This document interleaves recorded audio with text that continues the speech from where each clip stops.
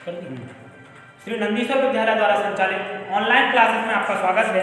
आज हम पढ़ेंगे कक्षा 12वीं व्यवसाय अर्थशास्त्र का 7वां अध्याय उत्पादन की धारणा। इसमें हम उत्पादन का महत्व, उत्पादन की विशेषताएं, उत्पादन के साधनों के बारे में जान चुके थे।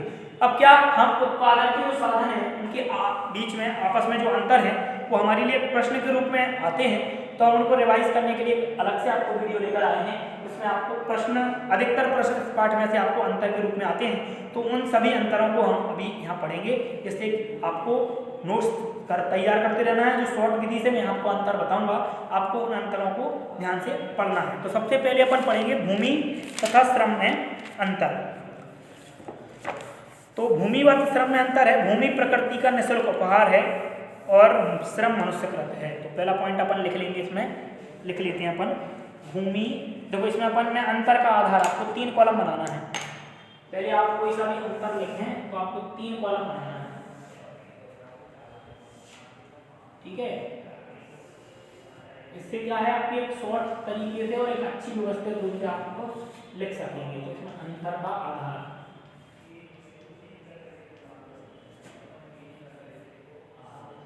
अंतर का आधार क्या क्या में अंतर पढ़ रहे हैं अपन, भूमि और श्रम में। भूमि और श्रम मैं केवल आपको अंतर के आधार लिख के बताऊंगा, उसके हिसाब से जो ये अपना है। तो भूमि प्रकृति का निःशुल्क उपहार हुए तो यह मनुष्यकृत है। तो उपहार, तो चलो ये इसमें लिखते हैं पहला पॉइंट अपन याद करने के लिए, अंतर का आधार हो गया उपहार। तो ये प्रकृति द्वारा उपहार है, ये मनुष्यकृत है, मतलब मनुष्य के द्वारा किया गया कार्य होता है, प्रकृति दत्त। अगला है भूमि उत्पादन का निष्क्रिय साधन है और ये सक्रिय साधन है। भैया ये साधन, इसका पॉइंट क्या हो गया, साधन, साधन, ठीक है, साधन। तो ये है निष्क्रिय और ये सक्रिय। इस प्रकार से अंतर के आधार से आपको याद करा रहा हूँ। तीसरा पॉइंट है अविनाशी और नाशवान। तो इसमें लिख सकते हैं नाशवान या अविनाशी, दोनों ही पॉइंट में लिख सकते हैं। तो ये है नाशवान की अविनाशी, इस तरीके, ठीक है। और भूमि उत्पादन पूर्ति सीमित होती है और इसकी असीमित। इसमें पूर्ति लिख सकते हैं, क्या लिख सकते हैं, पूर्ति। इसमें सीमित, इसमें असीमित, जिस प्रकार का जो भी हो ऐसा आप याद कर सकते हैं। अगला है आपका स्थिर साधन और गतिशील साधन। तो भूमि एक स्थिर साधन, स्थिर अस्थिर लिख सकते हैं, ठीक है, स्थिर और अस्थिर, ठीक है, अस्थिर, ठीक है। ये आपकी भूमि क्या होती है, स्थिर है और ये गतिशील है, ठीक है। इस प्रकार से आपको अंतर के आधार के हिसाब से आपको प्रश्न याद करने हैं। उत्तर आपके हैं अंतर, इस प्रकार से आप लिखेंगे तो आपके मार्क्स अच्छे आएंगे और आपका लिखने का तरीका भी बेस्ट लगेगा। तो ऐसे ही हम अन्य अंतरों के बारे में भी पढ़ेंगे। अब अगला अंतर अपना आएगा पूंजी तथा भूमि तथा पूंजी में अंतर। तो अपन ने वही का वही सब सेम रहेगा अधिकतर, देखना इसमें रहेगा उपहार। तो इसमें उपहार में अपन ने क्या लिखा था आप बताएंगे, देखो लिख लेते हैं। उपहार भूमि प्रकृति का उपहार है और यहाँ पूंजी में अंतर, ठीक है। तो पूंजी मनुष्यकृत है, मतलब पूंजी ऐसी वस्तु है जो मनुष्य के द्वारा बनाई गई है, मनुष्य के द्वारा निर्मित है। अगला है इसमें कोई लागत नहीं होती है और पूंजी की लागत होती है। इसमें लिख लेते हैं लागत, क्या लिख लेते हैं, लागत। भूमि की लागत नहीं होती है और पूंजी की आपकी लागत होती है, ठीक है। अगला पॉइंट अपना है भूमि की पूर्ति बेलोच होती है और इसकी लोचदार होती है। तो भैया पूर्ति लिख लेते हैं, पूर्ति, तो इसकी बेलोच होती है और इसकी लोचदार, इस तरीके से अपन इसको डिवाइड। अगला है भूमि स्थिर होती है गतिशील। तो अपन इसको लिख सकते हैं स्थिर या गतिशील, जो भी एक कॉलम में स्थिर। तो ये होती है स्थिर और ये अस्थिर, अस्थिर यानी गतिशील, बात बराबर है। अगला है अविनाशी तत्व है, नष्ट हो सकती है। देखो भूमि अविनाशी तत्व है, मतलब अविनाशी मतलब ये नष्ट नहीं हो सकती, क्या नष्ट नहीं हो सकती। तो ये अविनाशी है, तो ये नष्ट हो सकती है, नष्टवान है, ठीक है। इस तरीके से अपना दूसरा अंतर हो गया। अब अपन अगला अंतर पढ़ेंगे पूंजी तथा श्रम में अंतर। तो इसी प्रकार मैं बताते जाऊंगा, आपको लिखते जाना है, बार बार लिख के नहीं बताऊंगा। तो पहला है पूंजी उत्पादन का निष्क्रिय साधन है और श्रम उत्पादन का सक्रिय साधन है। तो अपन इसमें लिख सकते हैं साधन, ये सक्रिय या निष्क्रिय जो भी है। पूंजी यहाँ लिखेंगे अपन पूंजी और यहाँ श्रम। तो पूंजी निष्क्रिय साधन है और श्रम सक्रिय साधन है। पूंजी की पूर्ति में परिवर्तन सरलता से किया सकता है और श्रम की पूर्ति में परिवर्तन सरलता से नहीं किया। पूंजी की पूर्ति में सरलता से परिवर्तन, इसमें परिवर्तन, तो पूंजी की पूर्ति में सरलता से परिवर्तन, इसमें सरलता से परिवर्तन नहीं।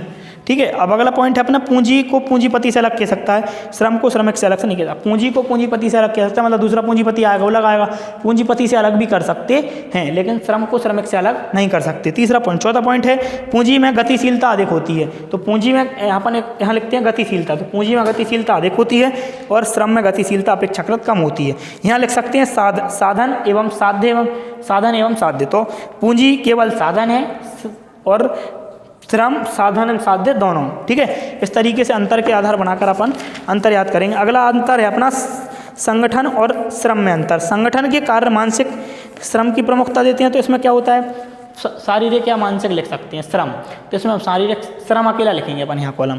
तो श्रम, इसमें क्या होता है, संगठन में आपको मानसिक श्रम देना पड़ता है। यहाँ मानसिक संगठन, अगर आप संगठनात्मक कार्य कर रहे हैं तो उसमें आपको मानसिक श्रम की आवश्यकता है, तो इसमें आपको मानसिक रूप से तैयार होना पड़ता है, इसमें आपको शारीरिक रूप से तैयार होना पड़ता है। अगला है, संगठन के लिए उच्च स्तरीय ज्ञान, योग्यता तथा अनुभव की आवश्यकता पड़ती है, और इसमें उच्च स्तरीय ज्ञान की आवश्यकता पड़ती है। उच्च स्तरीय ज्ञान की योग्यता अब क्या होती है कि संगठन मतलब आपको पूरा व्यवसाय चलाना है, इसलिए आपको पूरे तरीके से परिपक्व, पढ़ाई लिखाई में आपको पूरा आना चाहिए। लेकिन श्रम करने के लिए इस प्रकार का कोई वो नहीं है कि आपको कोई शैक्षणिक योग्यता की आवश्यकता पड़ेगी। इसलिए अपना दूसरा पॉइंट, तीसरा पॉइंट है श्रम, संगठन श्रम का निरीक्षण करता है। तो संगठन मतलब जो व्यवसायी है, कार्य कर रहा है, जो संगठनात्मक रूप से, वह क्या करता है, श्रम का निरीक्षण करता है कि श्रम क्या कार्य कर रहा है। लेकिन श्रम संगठन की इच्छानुसार कार्य करता है, संगठन जैसा कहता है वैसा श्रम करता है। तो इस तरीके से हमने संगठन और श्रम के बारे में अंतर पढ़ा। अब हम लास्ट अंतर पढ़ेंगे अपना साहस और संगठन के अंदर। तो आप पहले साहस और संगठन क्या होता है आप ये समझ लें। साहसी व्यक्ति वह होता है जो जोखिम सहन करने की क्षमता अपने अंदर रखता है। तो जो व्यक्ति व्यवसाय में लाभ के उद्देश्य से कार्य करता है, लेकिन वह उसके साथ साथ जोखिम वहन करने की क्षमता भी अपने अंदर रखता है कि अगर कोई भी जोखिम होता है तो उसको वहन करने की क्षमता उसके अंदर है, तो वह व्यक्ति साहसी कहलाता है। और संगठक वह व्यक्ति कहलाता है जो उत्पादन के साधनों का अनुकूलतम सहयोगों में आवश्यक रूप से प्राप्त कर न्यूनतम लागत में अधिकतम उत्पादन करने का प्रयास करता है। मतलब जो भी आपको जोड़े रखता है, आपको संगठन के रूप में कार्य करता है, ये संगठन होता है। तो अपन साहसी और संगठन में अंतर पढ़ेंगे। तो पहला है, साहसी का कार्य केवल जोखिम वहन करना होता है। तो अभी हमने आपको बताया कि साहसी वही व्यक्ति होता है जो जोखिम वहन करने की क्षमता रखता है। तो उसका पहला पॉइंट हो गया, साहसी केवल जोखिम वहन करना, साहसी का कार्य केवल जोखिम वहन करना होता है, जबकि संगठन का कार्य व्यवसाय का संगठन तथा प्रबंध नियंत्रण करना होता है। अब क्या होता है कि व्यवसाय में आपको प्रबंध का नियंत्रण, किस प्रकार से कार्य करना है, क्या आपका कार्य है, ये सब संगठन के तहत करना है। कोई व्यक्ति कार्य नहीं कर रहा है तो उसको समझाना, कोई व्यक्ति नहीं कर रहा है तो उसको समझाना, और कोई व्यक्ति कार्य नहीं कर रहा उसके ऊपर नियंत्रण, जो गलत कार्य कर रहा है उसको समझाना। इस प्रकार का कार्य संगठन के द्वारा किया जाता है, संगठन के द्वारा किया जाता है। साहसी अपने व्यवसाय का स्वामी होता है तथा हानि से, साहसी अपने व्यवसाय का स्वामी होता है तथा होने वाली हानि या लाभ के उत्तरदायी होता है। साहसी व्यक्ति क्या होता है, वह स्वयं साहस करने के लिए प्रेरित हुआ, भैया उसको यार जोखिम वहन करने की क्षमता थी इसलिए उसने व्यवसाय प्रारंभ कर लिया, वो साहसी व्यक्ति है। तो साहसी व्यक्ति स्वयं का उत्तरदायी होता है, और स्वयं उत्तरदायी होने के साथ साथ उसमें लाभ होता है तो वो उत्तरदायी होगा, हानि होती है तो वो उत्तरदायी होगा। इसलिए आधुनिक समय में संगठक एक वेतनभोगी मजदूर कर्मचारी होता है जिसका लाभ या हानि से कोई संबंध नहीं होता है। तो आधुनिक समय में संगठन क्या, एक वेतनभोगी कर्मचारी होता है, मतलब जो प्रबंधक के रूप में कार्य करता है, उसको प्रबंध देखना पड़ता है कि आपको किस प्रकार कार्य करना है, कर्मचारी कार्य कर रहे हैं कि नहीं, उसके अंडर में जो भी व्यक्ति लोग हैं वो कार्य कर रहे हैं कि नहीं, इस प्रकार का कार्य संगठक द्वारा किया था। अगला अपना लास्ट पॉइंट है, साहसी उत्पादन का परंपरागत साधन है। संगठक का जन्म आधुनिक उत्पादन प्रणाली के संभव में हुआ। साहसी उत्पादन का परंपरागत साधन है, आपको उत्पादन के साथ साथ साहसी का उत्पादन भी हो जाए, साहसी भी उत्पन्न हो जाता है, क्योंकि जब व्यवसाय करने का आप सोच लेते हैं तो व्यवसाय करने का सोचने के साथ साथ आपको क्या करना पड़ता है कि आपको जोखिम वहन करना पड़ेगा, तो आप साहसी उत्पन्न होता है। लेकिन संगठन का जन्म आधुनिक उत्पादन प्रणाली में संभव हुआ है। तो आधुनिक जो उत्पादन प्रणाली अभी जारी हुई, आधुनिक उत्पादन प्रणाली जिस दिन से चलने लगी उस दिन से संगठन का जन्म हुआ। इस प्रकार आज हमने उत्पादन के साधनों के बीच अंतरों को पढ़ा।